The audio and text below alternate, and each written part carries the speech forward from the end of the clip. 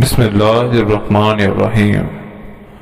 شیخ Saadi رحمۃ اللہ علیہ بیان کرتے ہیں کہ کسی ایک دیہاتی کا گدھا مر گیا تو اس نے اس مردہ گدھے کا سر کاٹ کر پاکستان میں بڑھاوے کے طور پر نظر بد سے بچاؤ کے لیے انگوروں کی اس کھیت میں نصب کر دیا۔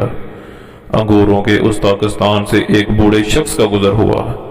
اس بزرگ نے ہنستے ہوئے اس انگوروں کے مالی سے فرمایا، اے انگوروں کے باغ کے مالی، یہ گمان نہ کر کہ یہ گدھے کا سر تیرے کھیت سے نظر بد کو دفع کر دے گا، کیونکہ یہ بیچارہ گدھا تو اپنی زندگی میں کبھی اپنے سر اور کانوں سے ڈنڈے کو دور نہ کر سکا، اور پھر وہ کمزور ہو کر زخمی حالت میں مر گیا۔